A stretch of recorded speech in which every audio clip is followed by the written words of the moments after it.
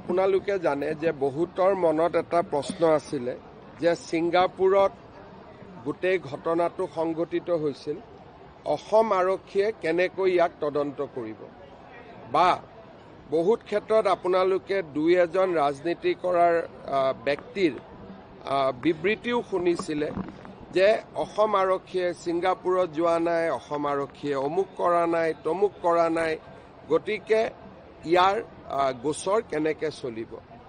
মই তেতিয়া মাত মতা নাছিলোঁ কাৰণ তদন্ত চলি আছিলে। ভাৰতীয় ন্যায় সংহিতা আৰু BNSSত এটা ধাৰা আছে যাক 208 বুলি কয়।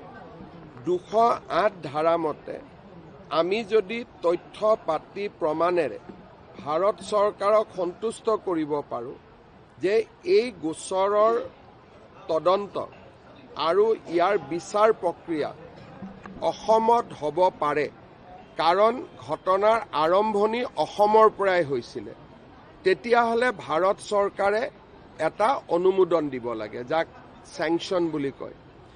যদি চেংচন দিয়ে গোচৰটো আমি তৰিব পাৰিম আৰু চেংচন নিদিলে আমি গোচৰটোত কোৰ্টত লৈ যাব নোৱাৰোঁ। আমাৰ SITয়ে যিখিনি তথ্য পাতি ইতিমধ্যে সংগ্ৰহ কৰিলে সেই তথ্য পাতিৰে আমি ভাৰত চৰকাৰক সন্তুষ্ট কৰিব পাৰিছোঁ যে এই গোচৰৰ বিচাৰ অসমত হ'ব লাগে আৰু এই গোটেই ঘটনাৰ উৎস বা অৰিজিন ই অসমৰ পৰা আৰম্ভ হৈছে।